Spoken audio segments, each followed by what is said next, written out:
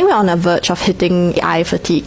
The novelty of instant answers is wearing off, and now I'm seeing this counter movement on social media of people giving themselves homework, actual research projects, like they're hungry for the joy of learning again.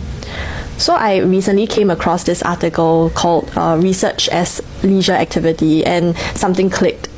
All these people obsessing over niche topics on their own time, going down rabbit holes, creating elaborate databases of things that they really love. They're not procrastinating, they're doing something that used to only happen in universities. What I'm learning is that true research doesn't start with credentials, it starts with obsession. I keep seeing this pattern. Someone gets curious about corsets and ended up becoming an expert on labor history. Someone archives fashion magazines and accidentally preserves an entire cultural movement. The best discovery happens when curiosity outpaces permission, when you follow the thread not because you're supposed to, but because you can't help it.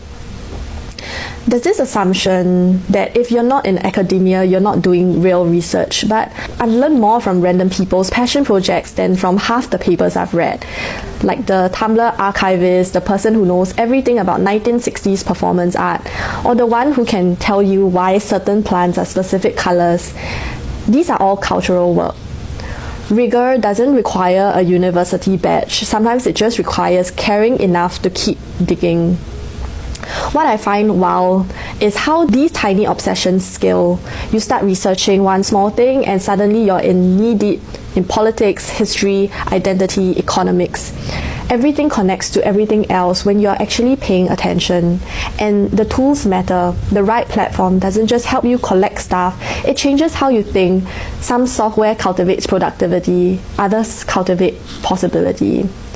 I'm starting to see that research as leisure isn't about proving anything, it's about following the threads until it tangles into something unexpected, until it weaves patterns you couldn't have planned. Maybe the real work isn't what we do for grades or publication, maybe it's what we do because we can't stop ourselves from wondering. What would you research if no one was watching, if there was no grades, no outcome, or no proof required, just pure curiosity about something that makes you feel alive? Because maybe that's how real discoveries happen.